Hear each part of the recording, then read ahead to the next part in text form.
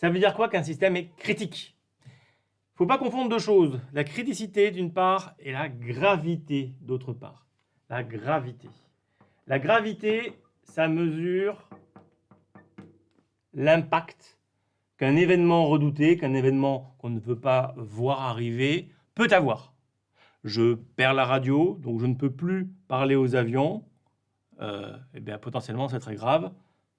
Les avions, n'étant plus guidés, peuvent se retrouver sous les minima de séparation. Je perds la visu, je ne vois plus les avions, je n'ai plus idée de mon espace aérien. Pareil, même chose, c'est très grave parce que les avions peuvent se retrouver sous les minima de séparation.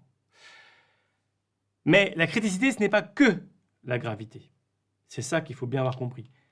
La gravité, c'est aussi une question de probabilité.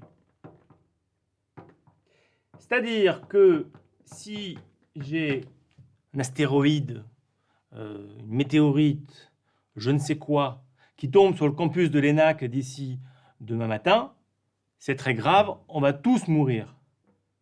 Mais ce n'est pas probable. Don't look up. Par conséquent, ce n'est pas critique. Et on ne va pas réfléchir aux moyens à mettre en place pour se prémunir de cet astéroïde qui va tomber d'ici demain.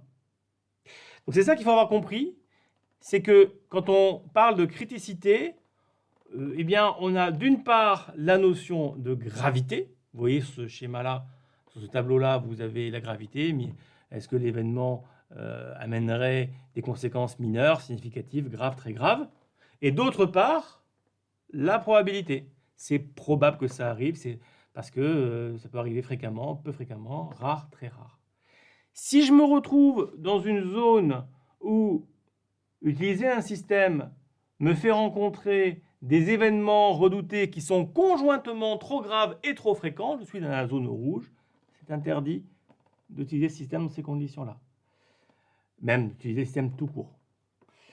Si je suis dans la zone jaune, qui est une espèce de zone intermédiaire, où les conséquences peuvent être fâcheuses et les probabilités d'occurrence relativement importantes, eh bien, je suis dans la zone de l'acceptable sous condition. Je peux utiliser ce système à condition d'avoir mis des barrières, à condition d'avoir mis des redondances, d'avoir mis des systèmes secours, des supervisions, etc.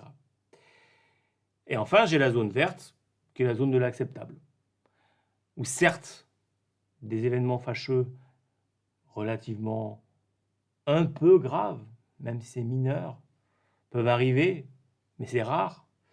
Eh ben, des risques peuvent arriver, mais ça reste acceptable. Voilà. On est dans la zone de l'acceptabilité.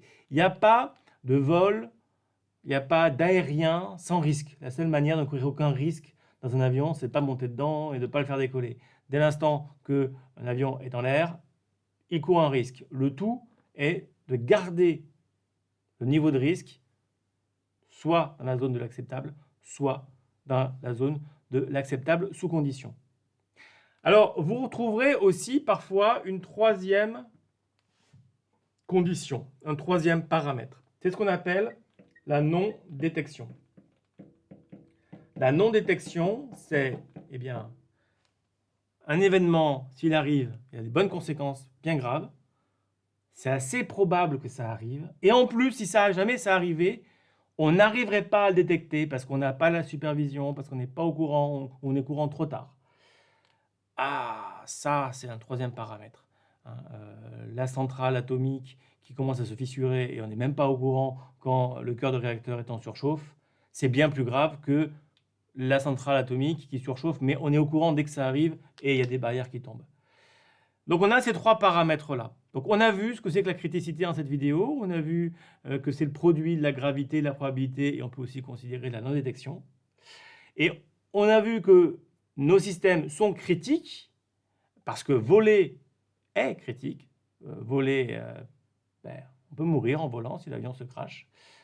Et en plus, cette criticité, elle s'opère dans un environnement qui est temps réel, c'est-à-dire que rester dans les limites de l'acceptabilité, il nous le faut tout le temps. On ne peut pas arrêter les avions en l'air, on ne peut pas faire stop, on ne peut pas friser le trafic. Donc, c'est un autre enjeu. la criticité à temps réel.